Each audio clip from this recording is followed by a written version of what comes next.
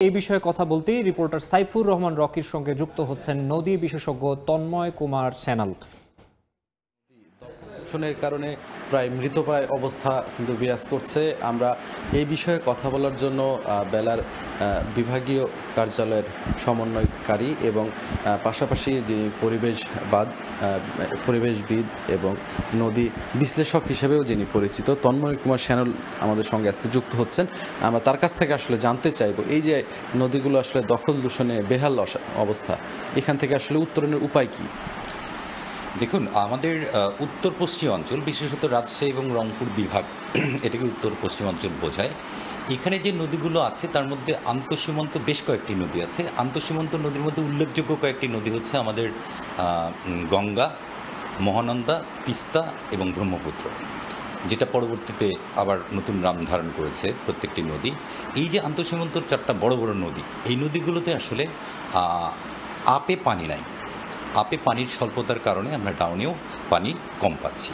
আরেকটা বিষয় হচ্ছে যে বড় নদীগুলো যদি নিয়মিত ড্রেজিংয়ের ব্যবস্থা না করা হয় তাহলে আসলে পলি জমে জমে নদীর যে bed level, water bed level যেটা বলা হয়, সেইটা কিন্তু আস্তে আস্তে উঁচু হয়ে যাচ্ছে। যে কারণে আমাদের এই নদীগুলোর সাথে যে সংযোগ নদীগুলো আছে, যেগুলো শাখা নদী বলি আমরা, এই শাখা নদীগুলো কিন্তু পানি পাচ্ছে না। অর্থাৎ শাখা নদীর ওয়াটার বেড লেভেল এবং মূল নদীর ওয়াটার বেড লেভেল দুটোর মধ্যে অনেকটা পার্থক্য হয়ে যাচ্ছে। যে কারণে শুধুমাত্র বর্ষাকালে আমাদের শাখা নদীগুলোতে পানি ঢুকে এবং বছরের প্রায় উল্লেখযোগ্য সময় ৮-৯ মাস কিন্তু পানি থাকে না, যে কারণে দখলটা শুরু হয়।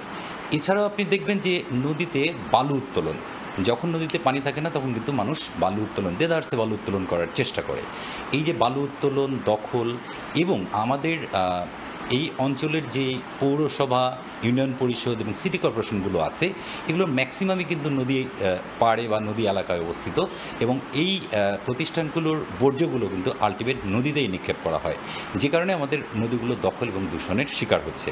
তো এই অবস্থা থেকে আসলে বের হয়ে আসা, এখন থেকে চেষ্টা করলে হয়তো আগামীতে বের হয়ে আসা যাবে, কিন্তু তাৎক্ষণিকভাবে বের হয়ে আসাটা আসলে খুবই দুরূহ বিষয়। আচ্ছা, আমরা এমনিতে পানি উন্নয়ন বোর্ডকে বলতে শুনি যে এই কাজ শুরু হচ্ছে, এই কাজ শুরু হবে। যেমন আমরা সম্প্রতি যে রিপোর্টটি করেছি সেখানেও কিন্তু পানি উন্নয়ন বোর্ড বলছে যে এখানে প্রথমে তারা বার্নয় যে নদী আছে, পরবর্তীতে বরাল যে নদী আছে রাজশাহীর, সেই নদীগুলো পর্যায়ক্রমে পুনরুদ্ধারের কাজ শুরু করবে। আসলে এটা আসলে কতটা আসলে বাস্তবসম্মত কথা? কারণ এই কথাগুলো আমরা কিন্তু এর আগেও শুনেছি। দেখেন, আমরা যদি বড়াল নদীর কথাই বলি, বড়াল নদী রাজশাহীর চারঘাটে আপনারা জানেন যে পদ্মা নদী থেকে এইটা শাখা নদী হিসেবে বের হয়ে গেছে এবং পরবর্তীতে সিরাজগঞ্জের ঘোড়াসাগর হয়ে যমুনা নদীতে পতিত হয়েছে। এই মাঝপথে সে ২২০ কিলোমিটার নদীটা দৈর্ঘ্য অতিক্রম করেছে। এই ২২০ কিলোমিটার নদী যদি আপনি সরজমিন দেখেন তাহলে দেখবেন যে এই নদীর উপর অনেকগুলো স্থাপনা আছে। অনেকগুলো স্থাপনা বলতে যে একটা সময় পানি উন্নয়ন বোর্ড বন্যা নিয়ন্ত্রণের জন্যে যে অবকাঠামোগুলো করেছিল, সেই অবকাঠামোগুলো এখন অকেজো হয়ে গেছে এবং অপ্রয়োজনীয় হয়ে গেছে। তো সেগুলো চাইলেই পানি উন্নয়ন বোর্ড কিন্তু সরিয়ে ফেলতে পারে না।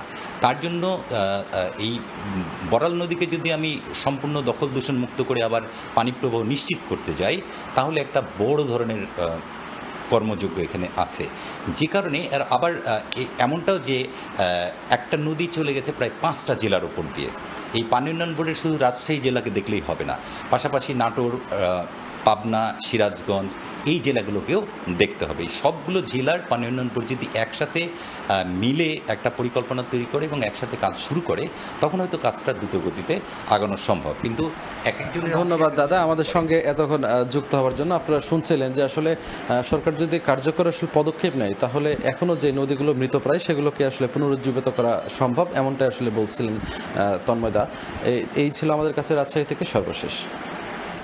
নদী দখল দূষণের প্রভাব এবং সংকট সমাধানের সম্ভাব্য যে উপায় সে নিয়ে আলোচনা শুনছিলেন। রাজশাহী থেকে আমাদের সঙ্গে আমাদের রিপোর্টার সাইফুর রহমান রকি যুক্ত হয়েছিলেন।